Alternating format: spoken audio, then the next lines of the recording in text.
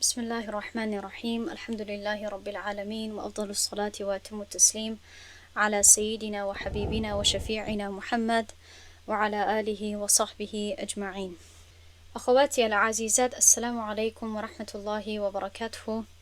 أرجو أن تكون بخير وفي أفضل حال، وأن تكون نفوسكن ممتلئة بالنشاط لهذا الدرس الجديد. أهلا وسهلا بكن في درسنا الثاني من نظم تحفة الأطفال. خواهران عزیز، امیدوارم که همه شما صحت و سلامت باشید و برای این درس نو آماده باشید. خوش آمدید به درس دومی نظم تحفة-ul-أطفال. أتمنى أن كنا قد وفقتن في حفظ الخمسة الأبيات الأولى. صحيح إن شاء الله؟ من حفظتها؟ أريدكن أن تجبن في الدردشة أو في الشات. خواهران عزیز، امیدوارم که شما در حفظ کردن 5 بیت های اولی نظم موفق شدید. آیا حفظ کردید؟ من تريد أن تقدمها لي بصوتها الآن؟ ولا تخجلن إن شاء الله، فهذا وقت التطبيق والممارسة. کی میخواهد بیت ها رو پیش کند؟ یگم کس هست که حالا به طریق صوت در درس پیش کند؟ کسانی که حفظ کردن، در اینجا من نام های شما رو میبینم.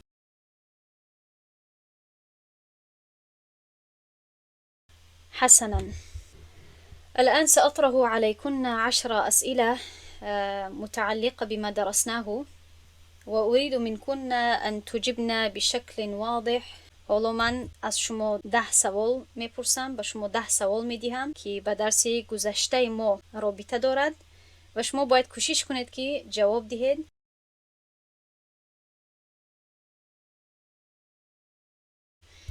به این صحیفه میگذاریم. توجه کنید، در اینجا شاگردانی عزیز که در اینجا من جواب ها رو برای شما نوشتم، گرچند که تمام این جواب ها رو در درس یکم هم پیدا کرده میتوانید، اما برای سهولت و برای آسانی شما من در اینجا آوردم. به درس امروزه میگذاریم. بسم الله الرحمن الرحیم. احکام النون الساکنة والتنوین. للنون إن تسكن وللتنوين 4 أحكام فخذ تبييني.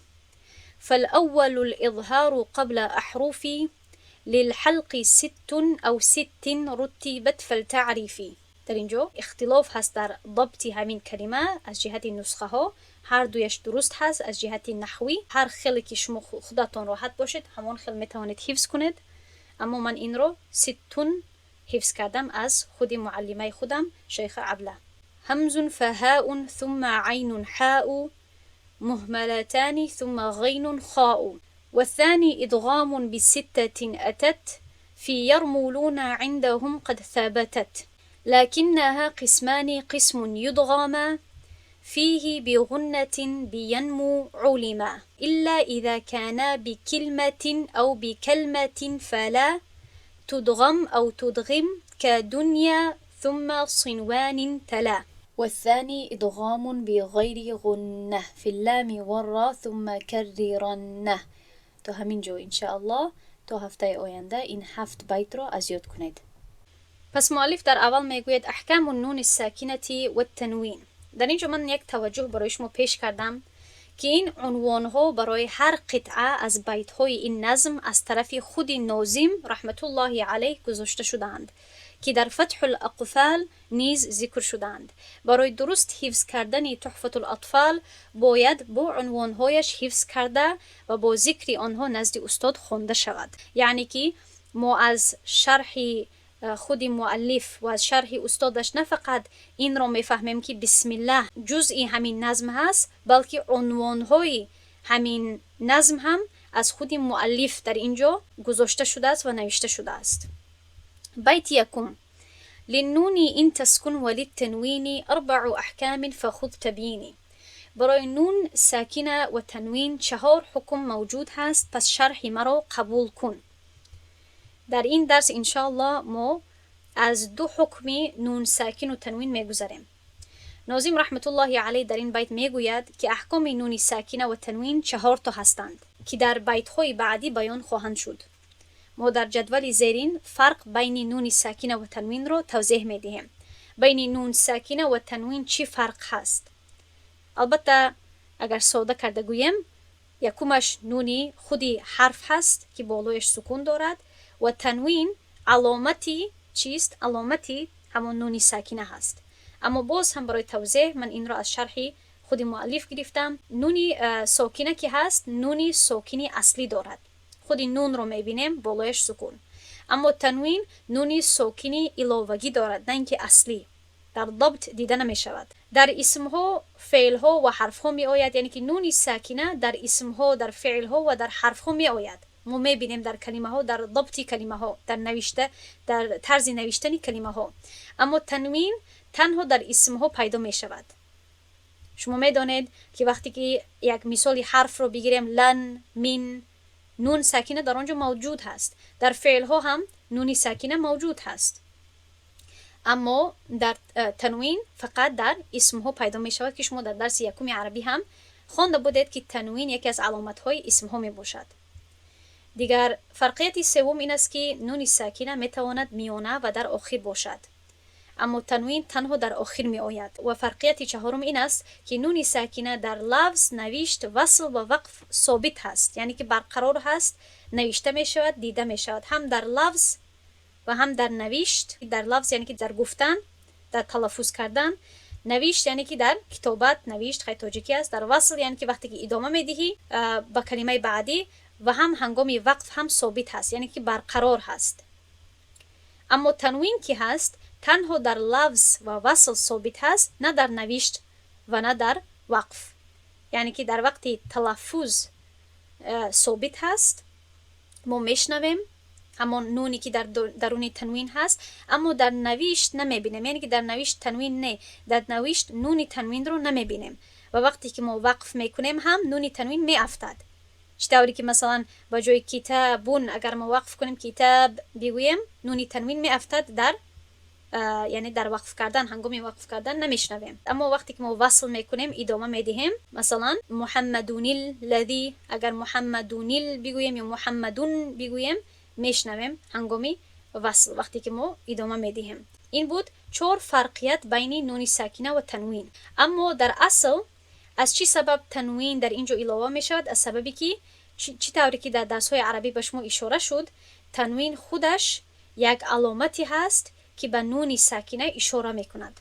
از این سبب آنها گویا که هر دویشان نون ساکنه می باشند و از این سبب در ما تحت احکام نون ساکنه داخل می شود. می گذاریم به بیتی بعدی.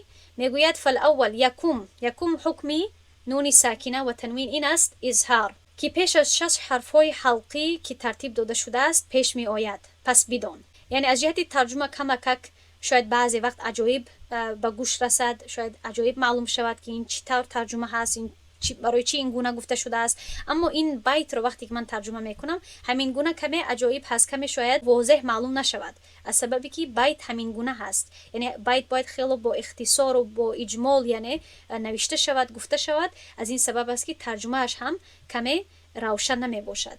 اما به هر حال من در اینجاش برای شما توضیح می دهم. اولین از احکام نون ساکنه و تنوین اظهار هست. البته کسانی که قبلا تجوید نخوانده باشند، شاید این کتاب و طرز درس دادن این کتاب کمی برای شما دشوارتر باشد، از سببی که در درس‌های تجوید ابتدایی من با واسطه عکس‌ها، تصویرها و دیگر منتج‌ها یعنی خیلی آسوده کردم، میفهموندم و خیلی مختصر کردم.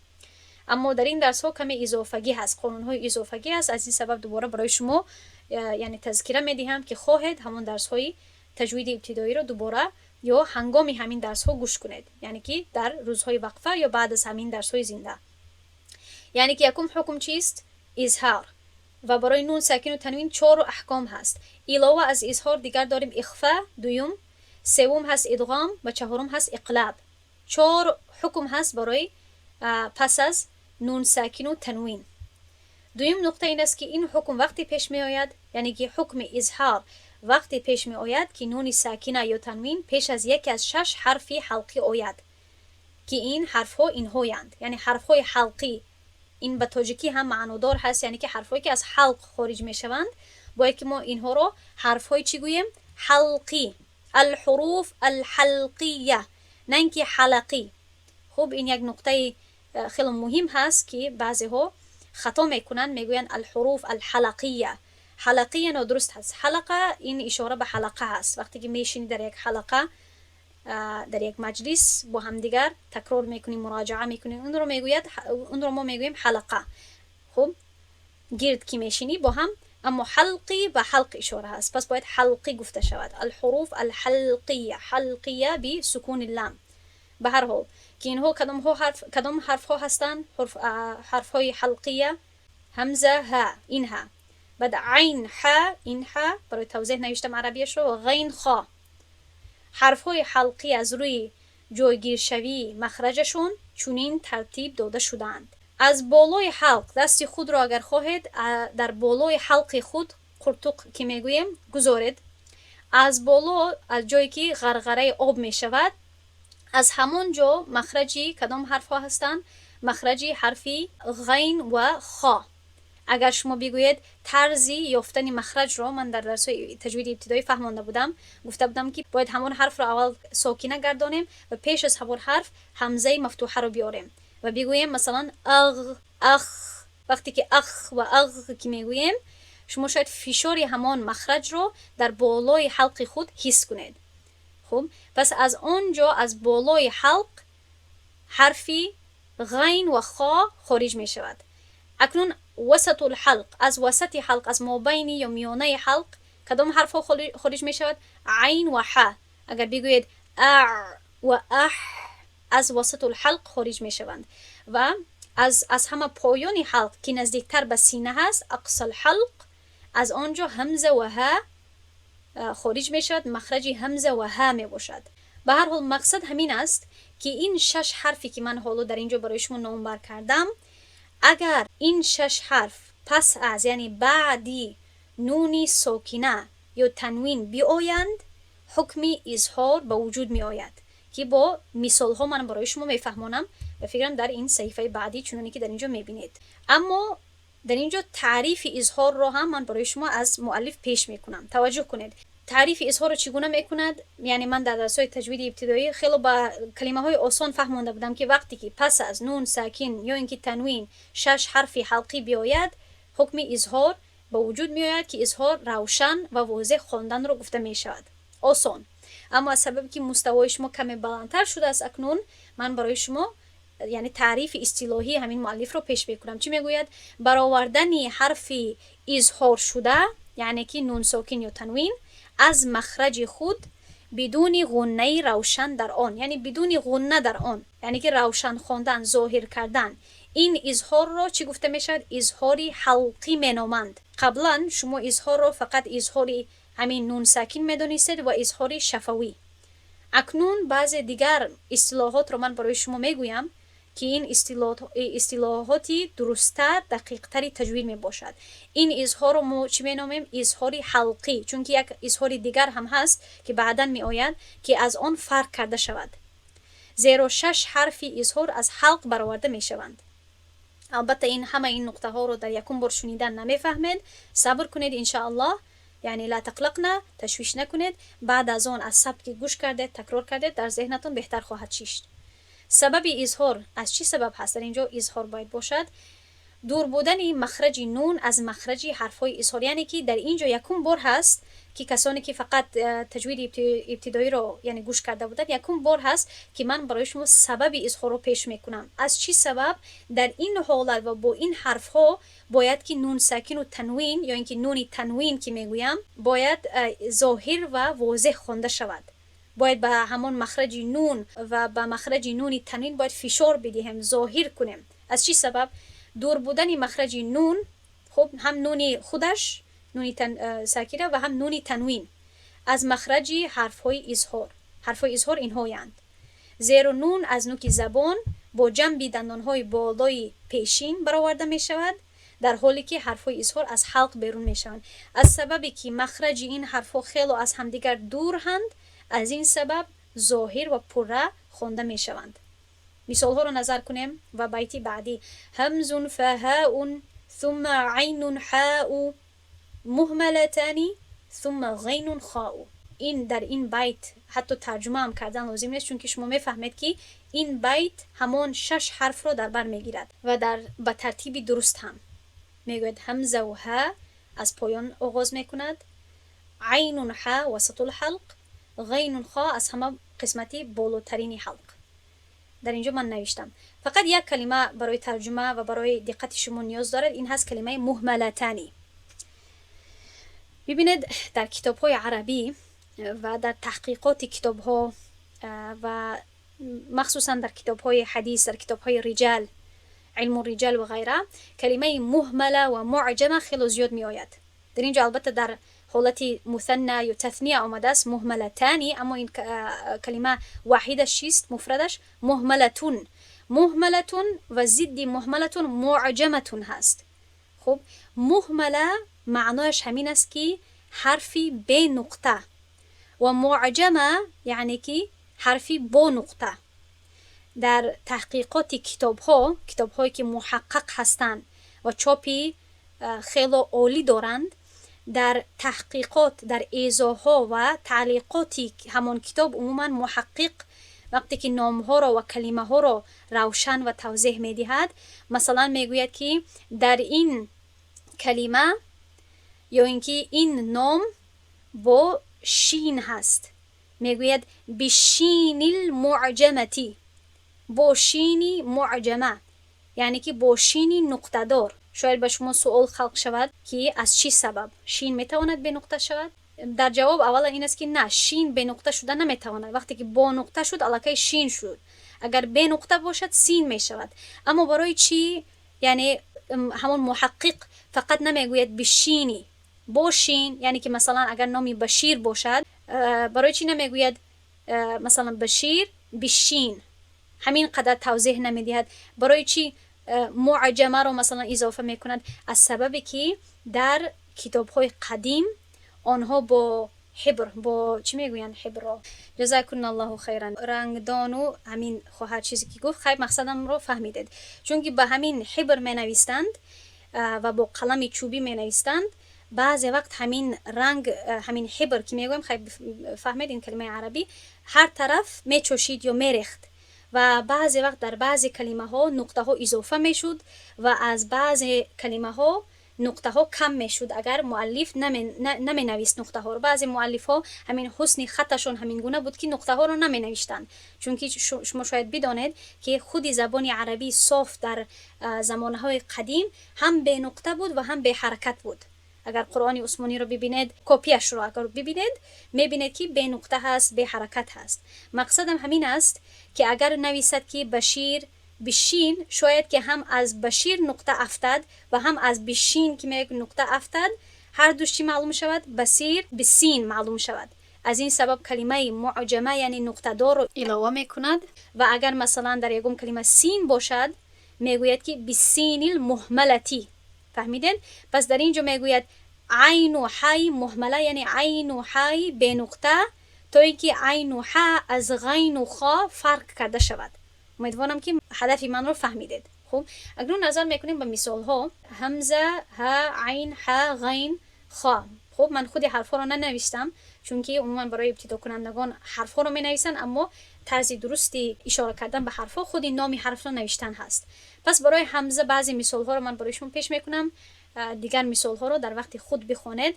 در اینجا مثلا نظر کنید مثال با تنوین و مثال با نون ساکنه که در دو کلمه باشد و مع نون ساکنه فی کلمه، نون ساکنه وقتی که با حرف های حلقی در یک کلمه باشد. 3 بخش است در اینجا، متوجه شوید در وقت خود با دقت این رو تکرار کنید.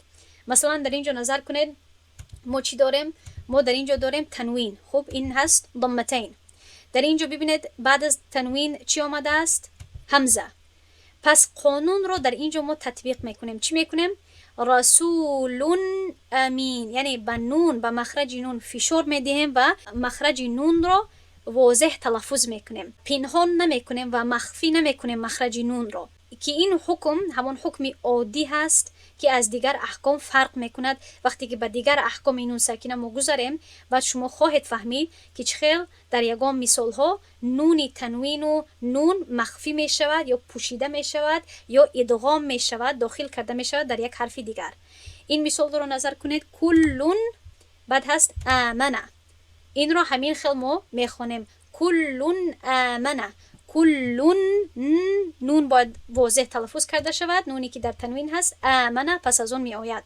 در اینجا یک مثال برای ها، خب این مثال های همزه هست. مثلا این همزه و نون در یک کلمه هست. ببینید ینعون، نون ساکنه در اینجا هست، همزه پس از آن می آید، باید نون ساکنه واضح و روشن تلفظ کرده شود.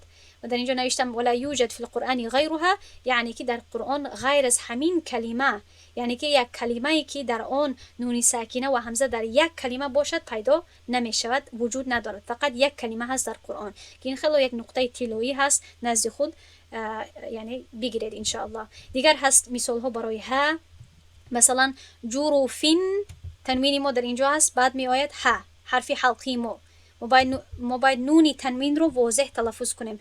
جروفین هارین، جروفین هارین، من هادین، من هاد، من نون رو تلفظ میکنم، منهم نمیگویم مثلا منهم.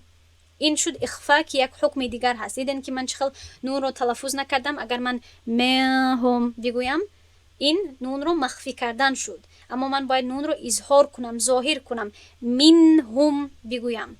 خب دیگر مثال هست برای عین، برای ح، غین و خا. تمام این مثال ها رو در وقت خود بخوانید و با قلم، یک قلمی روشن، همان قسمت ها رو برای فهمیش خود بگیرید، روشن کنید همان جای رو، تا اینکه برای خودتون واضح شود. در اینجا تنوین هست، در اینجا نون هست، در اینجا حرف حلقی هست. اگر یکم مثالی رو نفهمیده در گروه سوال کنید، دیگر شاگردان قبلی برای شما میفهمونن، نفهمیدن من خودم میفهمونم. میگذاریم به بیتی بعدی. اکنون حکم دومی نون رو توجه کنید، ان شاء الله به نزدیکی درس به پایان میرسد. و الثانی ادغام بسته اتت فی یرملون عندهم قد ثبتت. دوم ادغام هست، یعنی که دوم حکم نون ساکن و تنوین ادغام هست که 6 حرف رو در بر میگیرد که با یرملون نزد آنها ثابت شده است. یعنی دومین از احکام نون ساکنه و تنوین ادغام می باشد. اگر برای شما فهمی این درس مشکل شده باشد، در یک دفتر نویسید احکام نون ساکنه و تنوین: یکم اظهار، دوم ادغام، سوم اخفا، چهارم اقلاب. بعد از اون هر بخش رو، یعنی تفصیلات هر بخش رو نویسید. البته درس های تجوید ابتدایی همین گونه هست، یعنی واضح‌تر و روشن‌تر هست. به هر حال ادغام وقت رخ می‌دهد که پس از نون ساکنه یا تنوین یکی از 6 حرف آید که در کلمه یرملون جمع شدند. در این کلمه یا، را، میم، لام و نون، یعنی که این 6 حرف اگر بعد از نون ساکنه یا تنوین، یعنی که نون تنوین اگر پیش آید، حکم ادغام پیش می آید که من برای شما میفهمونم که چی باید کرد یا چی طور ادغام رو باید تطبیق کرد. این حکم تنها در 2 کلمه پیدا می شود. در 2 کلمه یعنی که در 2 کلمه جدا باید باشد. در یک کلمه اگر نون ساکن باشد و پس از نون ساکن یکی از حرف های یرملون اگر بیاید، حکم ادغام تطبیق نمی شود. خب اکنون تعریف اصطلاحی دقیقی ادغام را بخوانیم. ادغام این است که هنگام خواندن حرفی ساکنه، یعنی که نون ساکن یا تنوین، به حرف متحرک که پس از آن می آید، بعد از آن می آید، یعنی که یکی از حرف های یرملون داخل می شود. همین را گفته می شود ادغام، یک چیز را به دیگر چیز داخل کردن، آمیخته کردن، تا که هر دو یک حرف مشدد گردند که از جنسی حرف دوم هست. از چی سبب این گونه میکنیم؟ در اینجا 3 سبب را نوشتم. یکمش این است و هر سبب به یک حرف دیگر مطابق می آید، ربط دارد. سبب ادغام چیست؟ در ادغام با نون، خب یعنی که در اینجا از همین 6 حرف از چی سبب ادغام در نون کرده می شود؟ البته از سبب تماثل وجود داشتن، یعنی که نون ساکنه که پیش از این نون یرملون می آید یا اینکه نون تنوین، البته که با نونی که پس از آن می آید تماثل دارد که انشالله در این متماثلین درس هست، اما مقصد تماثل همین قدر هست که آنها یک حرف هستند، یعنی نون ساکنه با خود این حرف نون متماثلند. از این سبب اما در حرف میم برای چی ادغام کرده می شود؟ در ادغام با میم تجانس، یعنی شباهتی صفت ها هست. تجانس، خب متجانسین هستند، زیرا نون ساکنه و میم در همه صفت ها مشترکند ولی در مخرج فرق دارند. بنابراین برخی علما آنها را از همجنسان، یعنی که متجانسین میدانند. اما از سبب همین قریب بودنی و مانند بودنی این 2 حرف باید که حرفی نون به حرفی میمی که پس از اون می آید و نون تنوین هم باید در درون همین میم ادغام کرده شود، داخل کرده شود. خب یعنی که نون ساکنه و نون تنوین داخلی همین میم چی می شود؟ مدغم می شود و از جنسی میم می شود. و در آخر در حرفهای باقی مانده یعنی که یا، را و این چونین لام، واو، نزدیکی در مخرج و صفتها بین این حرفها و نون ساکنه وجود دارد. مقصد تمام این نقطه ها همین است که از سببی که این حرفها به نون ساکنه و تنوین خیلی نزدیک هستند یا عین حرف هست یا در صفتها مشترک هستند یا در مخرج نزدیک هستند، از این سبب باید که نون ساکنه یا اینکه نون تنوین داخلی این حرفها شود، مدغم شود. میگذاریم به بیت دیگر. اکنون در مورد ادغام ما یاد میگیریم که در اینجا مؤلف به ما میگوید که حکم ادغام دو قسم دارد. ادغام میتواند که دو نمود باشد، خب لکنها قسمانی، ولی آن اشاره به ادغام هست. حکم ادغام دو نوع هست، یکی ادغامی با غنه که با ینمو دانسته می شود و یکی ادغامی بغنه. یعنی حرفهای ادغام دو قسم هستند. قسم اول ادغام با غنه هست که در آن 4 حرف موجود است که از کلمه ینمو یا، نون، میم، واو معلوم می شود. یعنی که از یرمولون اگر ما یا، نون، میم، واو رو بگیریم یک جای کنیم یک کلمه بسازیم برای حفظ کردن، این جمع می شود در کلمه ینمو. این معنا دارد که وقتی که پس از نون ساکنه یا تنوین یکی از حرفهای یا، نون، میم، واو آید، حکم ادغام با غنه خوانده می شود. غنه صدایی رو گفته می شود که از دماغ خارج می شود. خب این را در درس‌های ابتدایی فهمانده بودم، اما سودا کرده حاضیم تکرار کردم. ادغام با غنه تنها در 2 کلمه که از هم جدا باشند هستند رخ می دهد، یعنی نون ساکنه یا تنوین در آخر یک کلمه باشد و حرف ادغام در اولی کلمه بعدی می آید، چنانی که در بیت آینده توضیح داده می شود. یعنی که این آخران جمله کمی دراز هست اما مختصر کرده هم گفته می شود. یعنی که هدفش همین هست که باید این در 2 کلمه با وجود بیاید، یعنی که نون ساکنه در یک کلمه پیش از او باشد و حرفای ینمو باید که در کلمه بعدی باشند. از این سبب نگاه کنید در این جدول، در این خریطه تمام مثال هایی که من پیش کردم 2 کلمه در اینجا وجود دارد و در کلمه یکم، در آخر کلمه یکم چیست؟ یا تنوین هست یا نون ساکنه هست. در اینجا مثال های تنوین را آوردم، ضمتان، فتحتان، در اینجا کسرتان، ضمتان.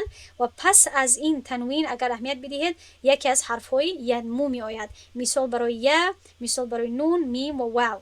خب در اینجا ما چی میکنیم؟ اگر تنوین باشد نون تنوین را که حرکت دوم هست، اگر به یاد داشته باشید از درس‌های عربی، همون صدای نون که در تنوین هست، مثلا وقتی که میگویم اون، ان، این، در آخری هر 3 حرکت من چی رو تلفظ کردم؟ نون ساکنه رو.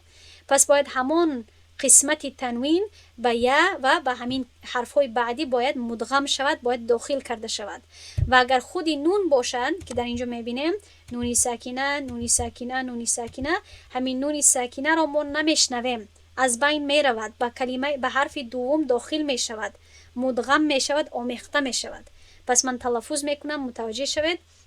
مثلا در اینجا برای یا مثال آورده است، فمن یعمل. اصلا این گونه شاید یعنی این گونه نوشته شده است، شاید شما همین گونه تلفظ کنید فمن یعمل.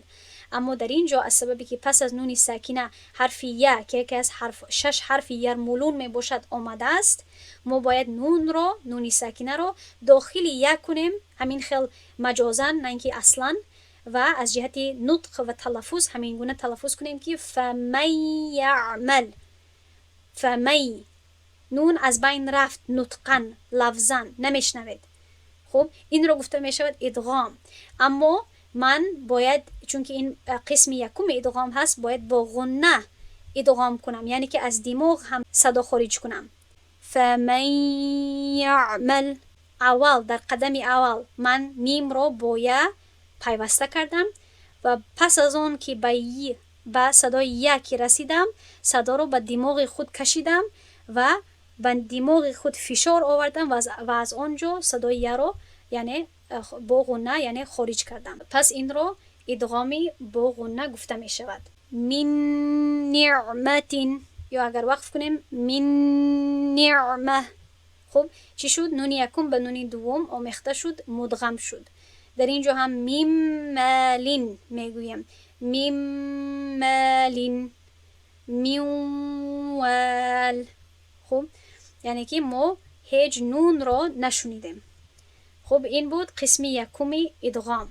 قسم دومی ادغام که انشاءالله قسم دوم حالا نیست، قسم دوم در صحیفه بعدی است. در اینجا که و ثانی میگوید، اما این صحیفه بعدی فقط یک نقطه را توضیح میکند، واضح میسازد که وقتی که نون ساکنه و حرف یکی از حرف‌های یرمولون در یک کلمه باشد، در آنجا ما ادغام نمیکنیم، یعنی که نون را در حرف بعدی آمیخته و داخل نمیکنیم.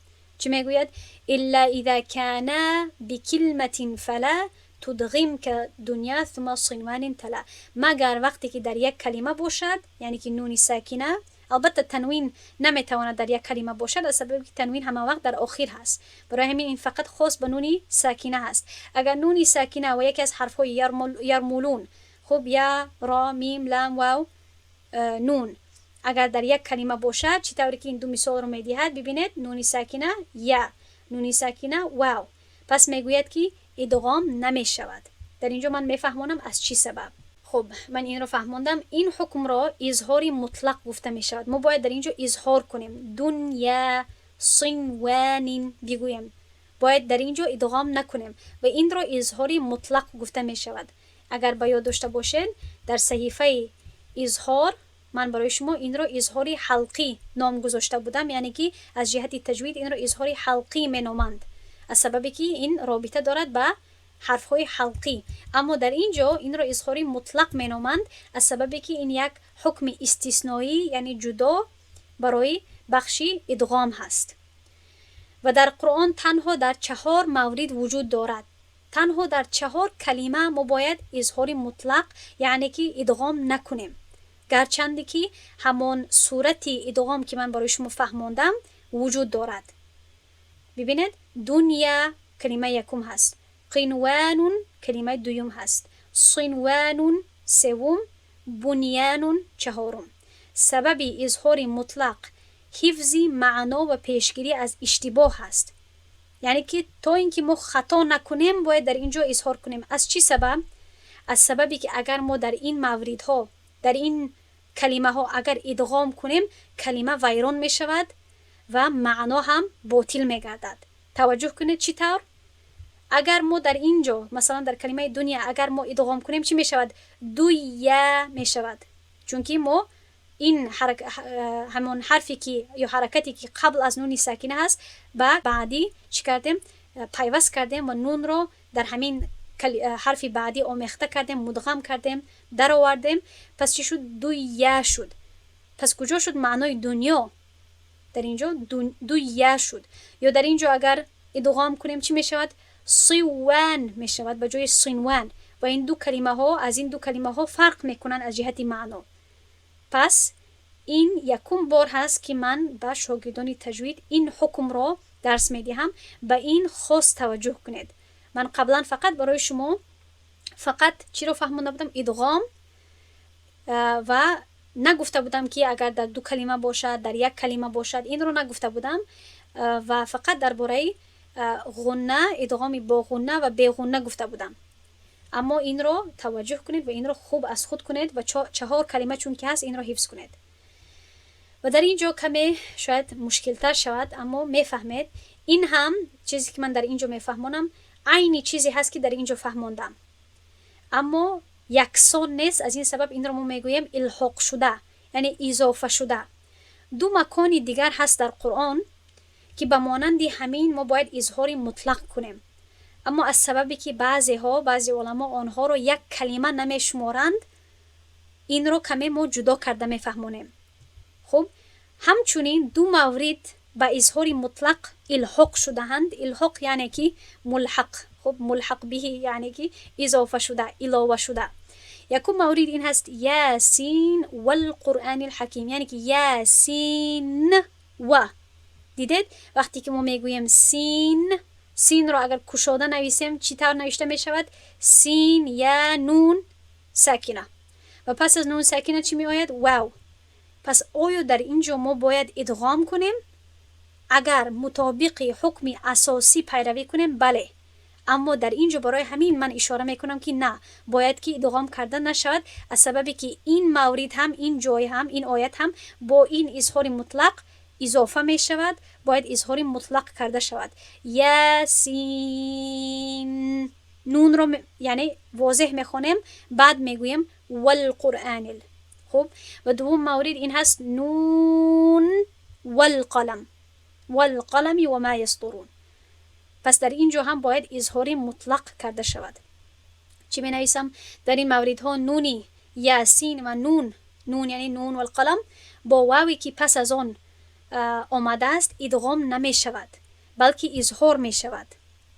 این کار بر اساس روایت امام حفص بن عاصم هست و اینچنین بر اساس مفهومی انفصال حکمی. خب این کلمه کلان هست، یک مصطلح کلان و دور و دراز هست، اگر نفهمیدید باکی نیست، اما من میفهمونم که این بر اساس کدام حکم هست. این بر اساس یک چیزی که ما، یک حکمی که ما نام او رو چی میگوییم؟ انفصال حکمی. نون در این کلمه ها در لفظ با آن چیزی که پس از آن هست وصل شده هست، اما حکما از آن جدا می باشد، زیرا یاسین و نون برخی از علما آنها را نامهای سوره ها می دانند.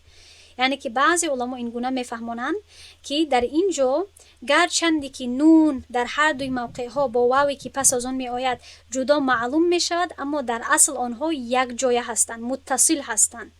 پس از سببی که متصل هست ما باید با آن حکم انفصال رو بدیم، حکم جدا بودن رو بدیم، و وقتی که جدا هم هست باید ما با آن چی ندهیم، یعنی که باید ما آنها رو جدا کنیم و باید با آنها ادغام نخونیم. خب و در اینجا یعنی مقصد این همین است که هر دوی این مکانها در آنها باید اظهار مطلق کرده شود. اما یک جای هست، یک حروف مقطعات هست، یک حرف مقطعه هست که در آن ادغام کرده می شود و این است موقع طاسین میم که در سوره شعراء و قصص آمده است. حکم ادغام با غنه موجود هست در این. از چی سبب؟ تا را اگر کشاده نویسید، سین را کشاده نویسید، سین یا نون، و پس از نون ساکنه چی می آید؟ میم یا میم. در اینجا ما ادغام میکنیم ادغامی با غنه، یعنی که این گونه نمیگویم تا سین میم، ما این رو چگونه میخونیم؟ تا سین میم. دیدید من هیچ نون رو تلفظ نکردم، تا سین میم این گونه باید تلفظ کرده شود، یعنی که نون شنیده نمی شود. میگذاریم به آخران صحیفه که این دوم قسم ادغام هست، یعنی که تا حال چی رو آموختیم؟ دو حکمی نون ساکنه و تنوین، یکمش اظهار بود که خیلی آسان عادی، و دویمش ادغام بود و برای ادغام دو قسم کردیم. قسم یکمش ادغامی با غنه، قسم دویمش ادغامی بی غنه. و در ادغامی با غنه فراموش نکنید که ما این را واضح ساختیم که باید در یک کلمه، باید که در دو کلمه باشد. اگر در یک کلمه باشد ادغام کرده نمی شود. این را هم برای شما به دنیا و صنوان فهمانده شد. دو مورد دیگر هم الحاق شد، اضافه کرده شد، و در آخر یک جای را گفتیم که چی می شود؟ گرچند که در یک کلمه هست طاسین میم، اما ادغام کرده می شود. این رو باید در وقت خود خوب نوشته جدا کرده تکرار کنید. در آخر میگوید دویم حکم ادغام بغیر غنه فی اللام و را ثم کریرنه. میگوید نوع دوم ادغام بی غنه هست که در لام و را واقع می شود، پس آن را با تکریر ادا کن. کریرنه یعنی کرر یکرر، کرر این حکم هست. کرر یکرر تکریرا فهو مکرر و کرر یکرر تکریرا فهو مکرر، الامر منه کرر. خوب این رو تصریف میگوین، من تصریفش رو از باب تفعیل کردم که ببینید که من چخل در کریرنه آمدم. کرر بعد نون ثقیله برای تاکید اضافه کرده می شود کریرنه، بعد ها برای اشاره به هو، یعنی ها ضمیر اشاره به را، یعنی که شاید بله برا هم می شود. من را چی هست؟ حرف هست، باید ها باشد ضمیری ها، اما اشاره به همون حکم هست کریرنه می شود. به هر حال یعنی دوم قسم ادغام بدون غنه هست که در حرفهای لام و را رخ میدهد. یعنی که وقتی که ما نون ساکنه را یا اینکه نون تنوین را به حرف لام و را ادغام میکنیم، داخل میکنیم، از دماغ خود غنه نمیکنیم، صدا خارج نمیکنیم. این دو حرف پس از خارج کردن حرفهای ادغام با غنه ینمو، حرفهای باقی مانده کلمه یرمولون می باشد. یعنی که من این رو گفته ایستادم که لام و را حرفهای باقی مانده هست از یرمولون. ینمو رو یک طرف کردیم و لام و را یک طرف دیگر شد. همین طور وقتی که پس از نون ساکنه یا تنوین حرف لام و را آید، حکم ادغام بدون غنه تطبیق می شود.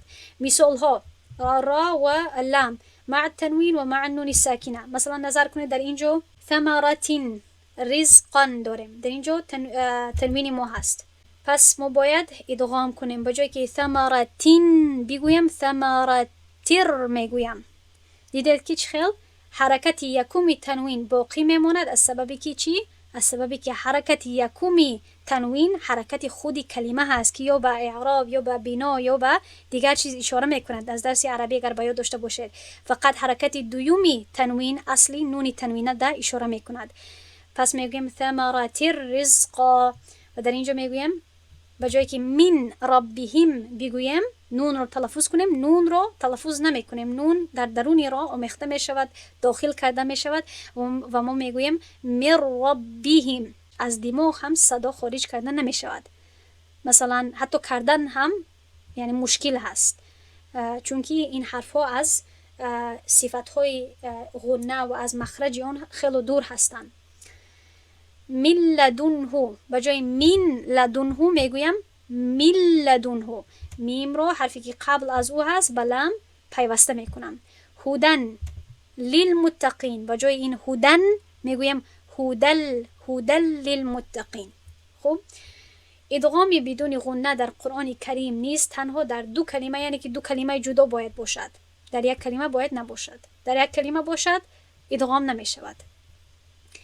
اکنون یک نقطه علاوگی در اینجا هست، آخران چیزی که کمی مشکل تر هست و بعدا تمام. در قرآن کریم تنها یک مورد هست که پس از نون ساکنه حرف را آمده است، اما قاعده ادغام بدون غنه تطبیق نشده است. در اینجا در قدم اول من برای شما فهماندم که هر وقتی که پس از نون ساکنه یا نون تنوین را و لام، اما گپ درباره را هست، را بیاید باید که ادغام شود، گرچند که به غیر از غنه هست. اما در یک موقع قرآن ادغام نمی شود از سبب سکت یا سکته که میگویم. سبب تطبیق نشدن ادغام این است که سکت کردن بر نون در اینجا واجب می باشد. سکت کردن ادغام را منع می کند. و سکت چیست؟ یا از سکت در اینجا چنین شرح داده می شود: قطع کردن آواز بر نون برای مدت کوتاهی برابر دو حرکت بدون گرفتن نفس و با ادامه قرائت در همان حالت. یعنی که سکته از وقف چگونه فرق میکند؟ که خیلی یک وقفه کوتاه هست اما نفسی نو گرفته نمی شود. من حاضر تطبیق کرده عملی برای شما نشان میدهم. با جایی که در اینجا ما بگویم وقیل مراق، میگویم وقیل من. نون رو تلفظ میکنم از سببی که در اینجا جایی که ستاره موندم، در اینجا در مصحف ها یا سین یا سکته کلمه سکته می آید. یعنی که در اینجا کمی باید خاموش ایستی با مهلت دو حرکت اما به نفسی جدید، به نفسی نو. پس این رو ما چگونه میخونیم؟ وقیل من راق، نه اینکه مر نمیگویم. خب و در آخران این رو توضیح میدهد که کریرن چیست. خب میگوید ثم کریرن، این چی معنا دارد؟ یعنی که امام جمزوری با ما میگوید که وقتی که را ساکنه باشد باید که همان صفت تکریر که در درس‌های عربی ابتدایی من صفت ها رو گذاشته بودیم فهمانده بودم، تکریر که کمی از تکرار کردن فرق میکند، جنبش یا لرزاندن زبان رو گفته میشود هنگام رسیدن به مخرج را. خب از سببی که مخرج را خیلی قید شده هست، خیلی یعنی کم هست، از این سبب صدا وقتی که به نوک زبان یا به مخرج میرسد زبان میلرزد و بعدا هوا انحراف میکند و صفت انحراف به وجود می آید. مثلا میگویم والارض ارض، یعنی زبان من کمی لرزید. خب اینا رو تکریر گفته می شود. به هر حال میگوید که اگر را ساکنه باشد، در شرح فتح-ال-اقفالش توضیح می دهد که اگر را ساکنه باشد پس صفت تکریر را یعنی تطبیق بکن، اگر را مشدده باشد صفت تکریر را تطبیق کردن لازمی نیست، سببی که البته در اونجا دو تا راه هست. خب پس این بود درس امروزه ما و به پایان درس امروزه رسیدیم. سبحان الله و بحمده، سبحانك اللهم و بحمدك، نشهد ان لا اله الا انت، نستغفرك و نتوب الیک. السلام علیکم و رحمت الله و برکاته.